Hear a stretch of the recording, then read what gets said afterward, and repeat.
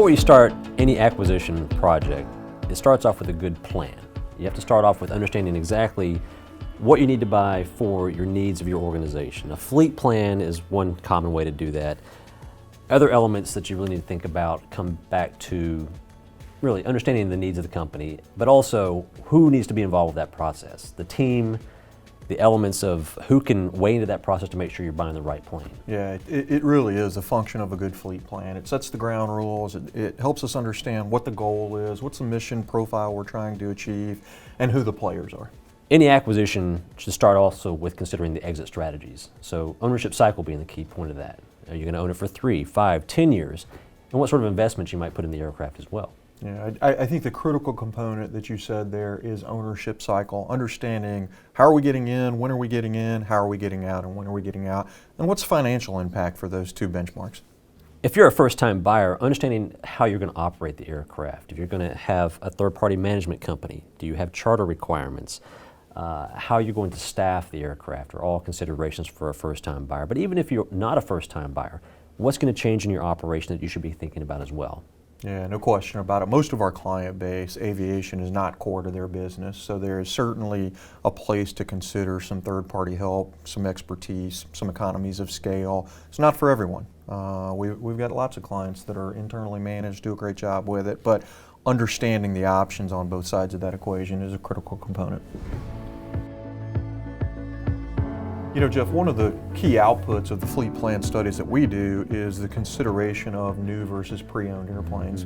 Obviously, there are pitfalls and advantages to both structures. What we try to do, what we recommend, is that you really understand those dynamics. Is availability of full aircraft warranty worth the premium that you're going to pay for a new airplane, or are there opportunities in a given pre-owned market that represent great value? It's really a critical component of the fleet study that is then executed upon in the transaction process. Yeah, you're right. Yeah, things like warranty come into play. Do you get to spec your own aircraft? Do you have to, the pedigree, when you think about used aircraft, you know, the history of the aircraft certainly comes into consideration and can have a lot of impact on value as well.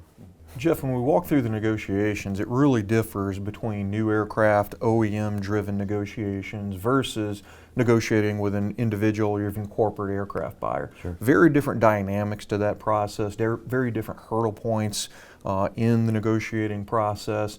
It's something that we like to think of, that we bring lots of value to the table, just understanding what is the bottom line for most OEMs, and how do you negotiate not just to the lowest total price, but the best overall value in a new OEM-driven purchase. That's the key. The value is the important consideration in the negotiation, specifically with a new aircraft. You don't want to always drive to the bottom dollar because there's certain elements around the cost of the aircraft that are impacting the residuals across the board. So making sure you're executing the best value in the negotiation is really key, and that goes into the structure of the deal, the other elements that are going to help your operation be successful at the end of the day. But yes, you want to make sure you buy right for sure. Yeah. On the other side of the coin, when we talk pre-owned, very different negotiation because it's obviously by design aircraft specific. So negotiating the terms of the pre-buy become a premium. What are we going to be able to look at in a pre-purchase inspection? How are we going to get a sense of comfort as a buyer's representative that we know the background on the airplane, the history that's indicated in the log books, the gotchas that come with that model now that we're several years into operation? Absolutely. You know, Jeff, one of the things that we see that's interesting is people think that buying a new airplane is sort of a static type event, right? That pricing is X and there's a lot of variance in the pre-owned market. And while that may be true to a degree, you also do see macro influences to new aircraft acquisition opportunities.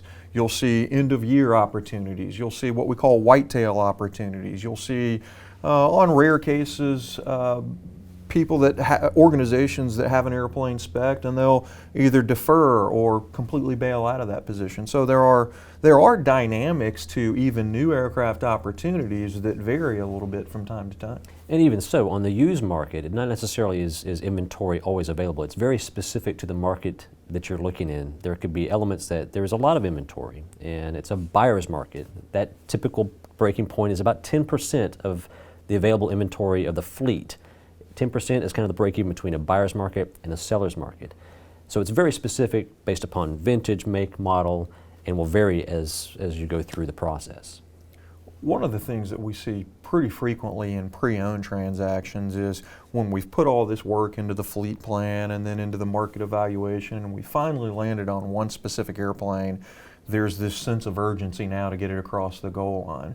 It really is another step that requires a process of patience, because a good pre-buy is it's the critical component to walking away with a pre-owned airplane that satisfies the requirements. Well, you would never buy a home or a boat or a car without really doing some sort of mechanical look-see to make sure it is sound. Right, right. And that due diligence timeline can vary from normally a couple weeks on the low end to upwards of 4 to 6 weeks on the average pre-buy.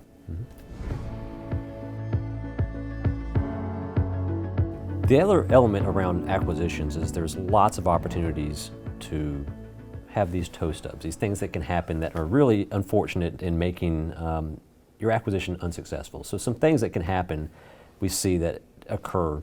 A friendly deal, we'll call them. I have a friend who has an aircraft he wants to sell to me. I've ridden on the aircraft before, I know it's in great condition. It's important to continue to do your due diligence and make sure you've really vetted that aircraft. Yeah, that due diligence is a key component, whether it's looking at maintenance history, understanding the background of the operation, getting it into a good pre-buy facility that has experience with that airframe. There are lots of boxes that really need to be checked to do a thorough pre-buy and execute the whole plan effectively.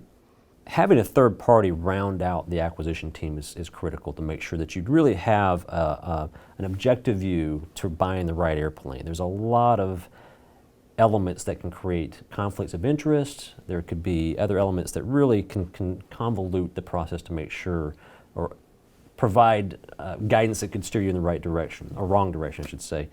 There's a lot of elements that can really come into play. So making sure you have an objective third party that can kind of guide the team and make sure you avoid these pitfalls is critical. Yeah, I think the objectivity is a critical element there. The other thing is most directors of aviation that I've met feel like they have a full-time job. So that execution and day-to-day work of the flight department is something that they're tasked with and I don't have expertise in, but conversely, my full-time job is to help buy airplanes. So I think there's a complementary skill set there where you work together as a team in concert with the flight department, not replacing them, but by the same token, having them not replace what we do as market experts.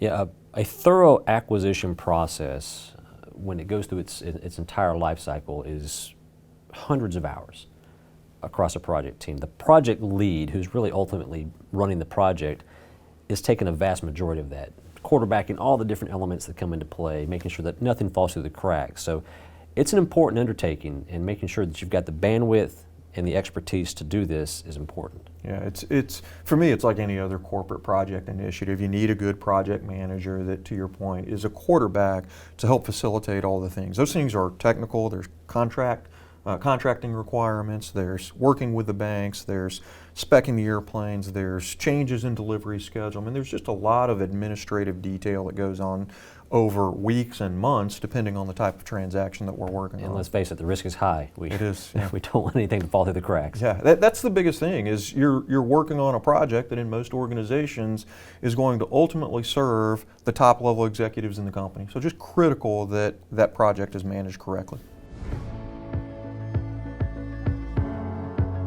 You know, Jeff, one of the real benefits that I think we offer that is a little bit different in the industry is the breadth of how we handle the transaction component. What I mean by that is it's not just the project management of the administrative details of a given acquisition, but the complementary aspects of it. So what I mean by that is our colleagues that work in the organizational design, the risk reviews, the technical services. We have that all on staff and available as part of every transaction that we do. Yeah, we have a whole operational side that can bring this entire organization together to make sure that not only just the deal goes right and the aircraft is bought right, but also that the operation enters into service very smoothly and effectively. Each acquisition is unique and challenging. They're going to have their different hurdle points throughout the entire process. You might look at one aircraft, you might look at 20 aircraft, but understanding that it's a process you need to manage the risk operationally, financially, and organizationally is important. So making sure you've got the right team, the right process to find the right aircraft.